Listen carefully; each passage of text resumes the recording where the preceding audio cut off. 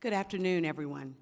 As a ranking member of the Election Subcommittee and as a representative of Alabama's Civil Rights District, there is nothing more important to me than ensuring that every American can cast their ballot. It was in my hometown of Selma, Alabama, 60 years ago, where John Lewis and hundreds of foot soldiers were bludgeoned on the Edmund Pettus Bridge for the equal right of all Americans to vote. However, for the past decade, extremists have fought to undo the hard-won progress that the foot soldiers sought to achieve. Just last year, lawmakers in 40 states introduced 317 bills to eradicate new barriers to the ballot box. Since its defeat in the 2020 election, Donald Trump and his Republican allies have pushed the big lie of a stolen election. They have even tried to convince the American people of the lie that non-citizens are voting in large numbers and are threatening our elections.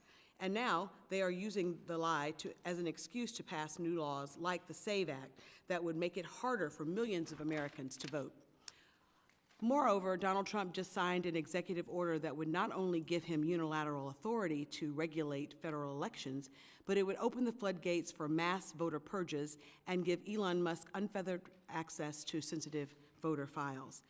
The executive order and the SAVE Act also create unnecessary barriers for election workers by withholding funds and threatening election administrators with 5 years of prison sentence if they make a simple mistake while trying to register new voters.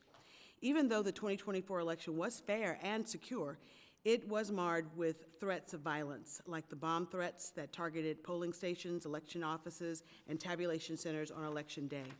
However, today's hearing should present a great learning opportunity because states like Connecticut are leading the charge to expand access to the ballot box.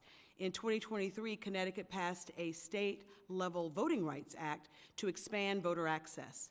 Sadly, last year, Alabama, my home state, cared more about enacting laws to criminalize absentee ballot assistance and purge thousands of eligible voters from the rolls. Alabama is one of only 3 states in the nation that does not allow any form of early in-person voting. But in Connecticut, voters were allowed to exercise their right to vote 14 days before Election Day.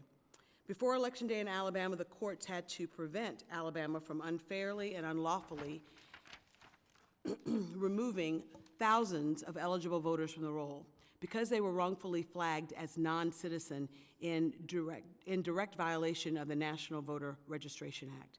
Voters in Alabama and every other state should not have fewer options to vote.